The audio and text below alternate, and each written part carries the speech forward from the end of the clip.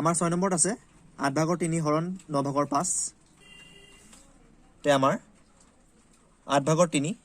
আছে হৰণ আমি পাতিম পূৰণ আমি পূৰণ কৰিম কৰিব দিছে আমাক হৰণ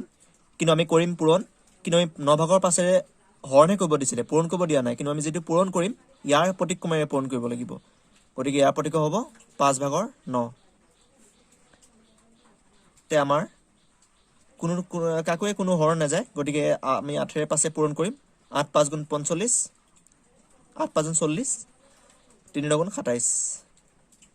তে আমাৰ হ'ব উত্তৰ 40/27 আমাৰ এতিয়া হ'ব 7 নম্বৰ 7 নম্বৰত আছে 8/7 হৰণ 2/1 তে আমি আগৰটো নিচিনা আমি পূৰণ কৰিম ইয়াৰ প্ৰতিক্ৰম হ'ব 2/1 আছে ইয়াৰ প্ৰতিক্ৰম 1/2 অৰ্থাৎ আমি 1টো নাপাতো কেৱল পাতিম আমি 2 1টো তলফালে আমি 1টো পাতিব পাৰো আৰু নেপাতিলেও কোনো কথা নাই তে 2 আছে লবৰ ফালে 8 আছে হৰৰ ফালে গতিকে 2 এ 2ক যাব এবাৰ আৰু 8ক যাব 4 বাৰ গতিকে আমাৰ হৰৰ ফালে হ'ব 4 লবৰ ফালে হ'ব 7 × 7 যেহেতু এটো অপ্ৰকৃত ভগ্নাংশ তে আমাক ইয়াক লৈ যাব লাগিব মিশ্ৰ ভগ্নাংশত তাৰ কাৰণে 4 আমি 7ক হৰণ কৰিব লাগিব 4 যেটা আমি 7ক হৰণ কৰো 4 7ক দুবাৰ না যাব এবাৰ যাব অৰ্থাৎ 4 × 4 বাকি থাকিব 3 গতিকে আমাৰ 7 নম্বৰ মান হ'ব 1/4/3 তে আমি যাম এতিয়া 8 নম্বৰত 8 নম্বৰত আছে 6/4/1 হৰণ 1/13/2 তে প্ৰথমতে আমি মিশ্ৰ ভগ্নাংশ কেইটাক আমি লৈ যাব লাগিব অপ্ৰকৃত ভগ্নাংশত গতিকে ইয়াত হ'ব 4 4 6 গুণ 24 24 একে 25 হৰণ ইয়াত 13 হ'ব 13 গুণ 13 13 2 15 এতিয়া আমি হৰণ কৰিব দিছে আমি কৰিম পূৰণ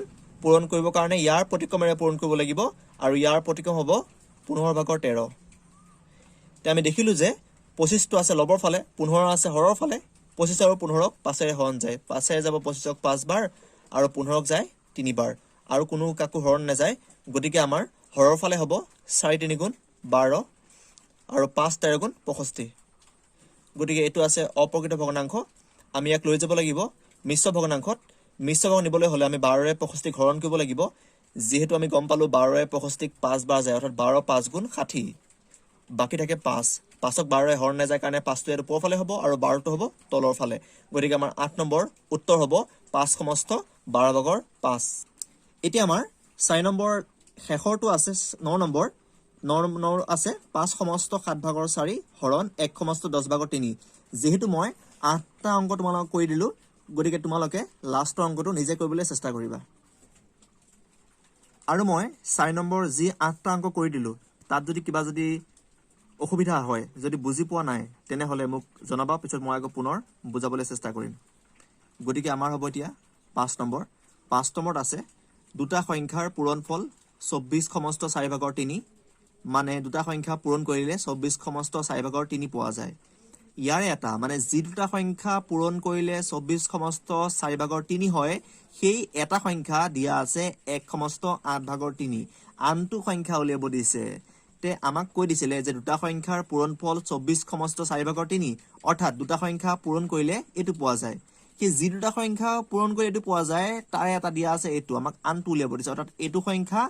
আৰু আনটো সংখ্যা পূৰণ কৰিলে আমাৰ এটো পোৱা যায় গতিকে আমাক আনটো উলিয়াব দিছে আমি কেনেকৈ পাম আমি এটো সংখ্যাৰে এটোক হৰণ কৰিলে আনটো সংখ্যা পাই যাম কাৰণ এটো লগত আনটো সংখ্যা পূৰণ কৰিলে এটো পোৱা যায় গতিকে আমি এটোৰে মানে যেটো সংখ্যা দিয়া আছে সেইটোৰে পূৰণ ফলটোক হৰণ কৰিলে আমি আনটো সংখ্যা পাই যাম গতিকে আমি এটোক হৰণ কৰিব লাগিব এইটোৰে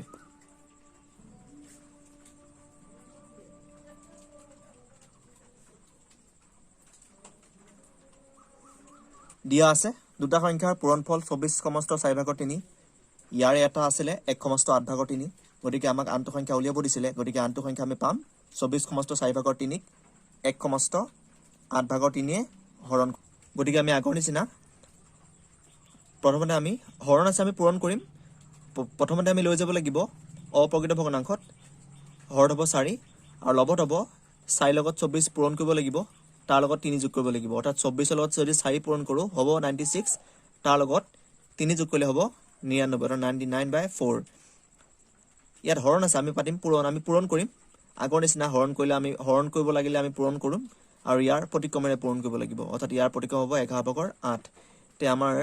4 8ক যাব দুবাৰ তেনেকে 11 99 যাব 9 বাৰ আমাৰ হৰৰ ফালে একোৱে নাই লবৰ ফালে থাকিব 9 দুগুণ 9 আৰু 2 আছে অৰ্থাৎ 9 দুগুণ 18 গতিকে আমাৰ আনটো সংখ্যা হ'ব 18 এতিয়া আমাৰ 6 নম্বৰ আছে 6 নম্বৰ হ'ব 6 নম্বৰত আছে 36 সমস্ত 5/2 কিলোগ্ৰাম চাউল 13টা পৰিয়ালৰ মাজত সমানে ভগাই দিলে প্ৰতিটো পৰিয়ালে কিমান পৰিমাণৰ চাউল লাভ কৰিব নিৰ্ণয় কৰা চাউল আছে মুঠতে 36 সমস্ত 5/2 কিলোগ্ৰাম এইখিনি চাউল 13টা পৰিয়ালৰ মাজত সমানে ভগাই যদি দিয়া হয় তে প্ৰতিটো পৰিয়ালে কিমানকৈ চাউল পাব গতিকে আমি সেইটো উলিয়াবৰ কাৰণে আমি 13ৰে ইয়াক হৰণ কৰিব লাগিব আৰু হৰণফল যিমান ওলাই হিমান কিলোগ্ৰাম চাউল প্ৰতিটো পৰিয়ালে লাভ কৰিব গতিকে আমাৰ উলিয়াব লাগিব 36 সমস্ত 5/2 13ৰে হৰণ কৰিব লাগিব আৰু হৰণফলটো হ'ব আমাৰ নিৰ্ণয় উত্তৰ গতিকে আমি লিখিছো মুঠ চাউল 36 সমস্ত 5/2 কিলোগ্ৰাম পৰিয়ালৰ সংখ্যা 13টা এটাকে প্ৰতিটো পৰিয়ালে চাউল লাভ কৰিব 36 সমস্ত 5/2 আমি 13ৰে হৰণ কৰিব লাগিব গতিকে আমাৰ এটুক প্ৰথমতে লৈ যাব লাগিব অপ্ৰকৃত ভগ্নাংশত তে আমাৰ ইয়াত 5 হ'ব আৰু আমাৰ ওপৰৰ ফালে হ'ব 5ৰে 36ক হৰণ কৰিব লাগিব তাৰ লগত আমি 2 যোগ কৰিম অৰ্থাৎ 36 5 গুণ 180 আমি তাৰ লগত 2 যোগ কৰিলে আমি পাম 182 হৰণ আমাৰ হৰণ আছে আমাক হৰণ কৰিব দিছে কিন্তু আমি হৰণ নকৰো পূৰণ কৰিম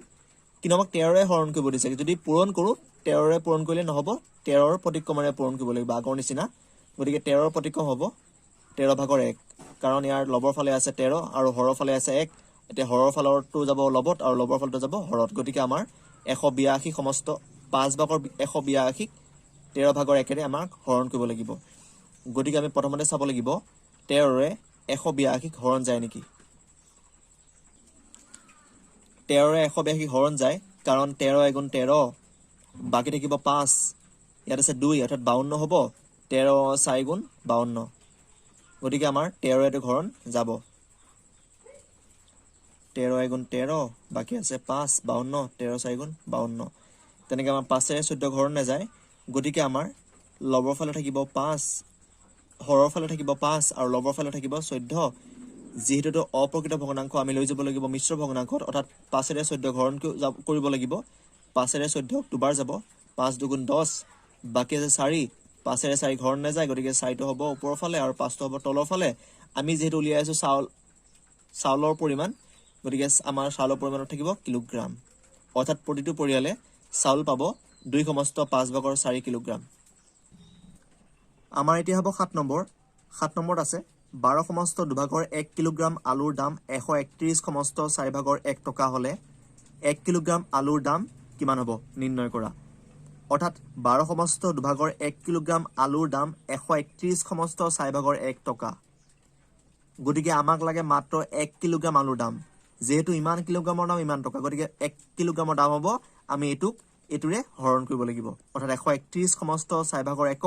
12 সমস্ত 2/1ৰে হৰণ কৰিলে যিমান হ'ব হিমান টকাই হ'ব 1 কিলোগ্ৰাম আলুৰ দাম গতিকে আমি লিখিছো 12 সমস্ত 2/1 কিলোগ্ৰাম আলুৰ দাম 131 সমস্ত 4/1 টকা এটাকে 1 কিলোগ্ৰাম আলুৰ দাম আমি এটোৰে হৰণ কৰিব লাগিব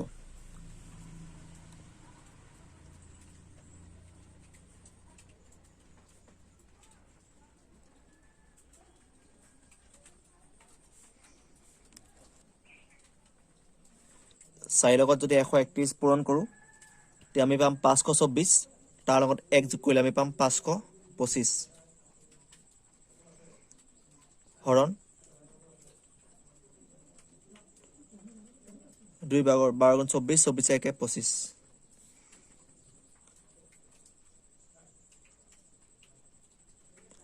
ইয়াত আছে হৰণ আমি কৰিম পূৰণ ইয়াৰ প্ৰতিক্ৰমেৰে ইয়াৰ প্ৰতিক্ৰম হ'ব 25/2 তে 2ৰে যাব 4ক দুবাৰ আকৌ 25 1 হৰণ যাব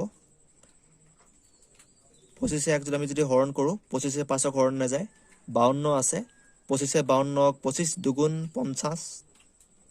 বাকি আছে 2 কাৰণ আমি পাইছো 25 দুগুণ 50 2 বাকি আছে 2 ইয়াৰ ফালে আছে 5 অৰ্থাৎ হ'ব 25 25 গুণ 25 আকৌ আমাৰ কোনো 2 21ক হৰণ নাযায় গতিকে আমাৰ লবত থাকিব হৰত থাকিব 2 আৰু লবত থাকিব 21 গতিকে আমি 21ক 2 এ হৰণ কৰিলে 2 এ 2 ক যাব এবাৰ আকৌ 2 এ 1ক হৰণ নাযায় অৰ্থাৎ 0 দিব লাগিব কাৰণ 2 0 গুণ 0 বাকি থাকিব 1 আমি পালো 10 সমস্ত দুভাগৰ 1 আমি যেটো উলিয়াই আছো 1 কিলোগ্ৰাম আলুৰ দাম গতিকে দামটো অলপ টকাত গতিকে 1 কিলোগ্ৰাম আলুৰ দাম 10 সমস্ত দুভাগৰ 1 টকা এতিয়া হ'ব 8 নম্বৰ ইয়াত আছে এটা আয়তৰ কালি 20 বৰ্গ সেন্টিমিটাৰ আয়তটোৰ প্ৰস্থ 2 সমস্ত 5 ভাগৰ 2 সেন্টিমিটাৰ হলে আয়তটোৰ দিক নিৰ্ণয় কৰা তে আমাক দিয়া আছে কালি আৰু দিয়া আছে প্ৰস্থ তে আমি জানো কালি মানে হৈছে দিক পূৰণ প্ৰস্থ অৰ্থাৎ আয়তটোৰ কালি আছে 20 বৰ্গ সেন্টিমিটাৰ 20 বৰ্গ সেন্টিমিটাৰ পাবলৈ হলে দীঘে আৰু প্ৰস্থে পূৰণ কৰি পেলাই 20 পাম গতিকে আমাৰ প্ৰস্থ দিয়া আছে উলিয়াব লাগে দিক অৰ্থাৎ দীঘে আৰু প্ৰস্থে পূৰণ কৰি পেলাই আমি পাম কালি যেহেতু আমাৰ প্ৰস্থ দিয়া আছে কালি দিয়া আছে আমাক লাগে দিক গতিকে আমি প্ৰস্থে কালিক হৰণ কৰিব লাগিব হৰণ কৰিলে যিমান পাম হেতুৱে হ'ব দিক কাৰণ দীঘে আৰু প্ৰস্থে পূৰণ কৰিলে কালি পোৱা যায় গতিকে দিক কেনেকৈ পাম প্ৰস্থে কালিক হৰণ কৰিব লাগিব আৰু হৰণফল যিমানে হ'ব সিমানে হ'ব দিক আয়তৰ দিক গতিকে আমি লিখিছো আয়তৰ কালি 20 বৰ্গ সেন্টিমিটাৰ আয়তৰ প্ৰস্থ 2 সমস্ত 5 ভাগৰ 2 সেন্টিমিটাৰ এটাকে আয়তৰ দিক ইয়াত হৰণ আছে আমি এতিয়া হৰণে পাতিম প্ৰথমতে আমি লৈ যাম অপ্ৰকৃত ভগ্নাংশত 5 দুগুণ 10 10 দুয়ে 12 অৰ্থাৎ 20 পূৰণ ইয়াৰ প্ৰতিক্ৰম 12 ভাগৰ 5 গতিকে আমাৰ 20 টো আছে লবৰ ফালে 12 আছে হৰৰ ফালে তে 20 আৰু 12ক 4 এ হৰণ যাব 2 এৰো যাব 4 এৰো যাব আমি ডাইৰেক্ট 4 এ কাটিম 4 এ যাব 3 বাৰ ইয়াক যাব 4 এ 5 বাৰ গতিকে আমাৰ আৰু হৰণ নাযায়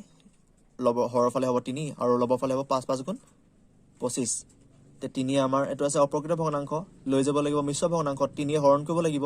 3 এ 24ক 8 বাৰ যাব 3 8 গুণ 25ক 8 বাৰ যাব 3 8 গুণ 24 বাকি থাকিব 1 অৰ্থাৎ 3 ভাগৰ 1 8 সমস্ত 3 ভাগৰ 1 সেন্টিমিটাৰ অৰ্থাৎ আয়তৰ প্ৰস্থ দিক 8 সমস্ত 3 ভাগৰ 1 সেন্টিমিটাৰ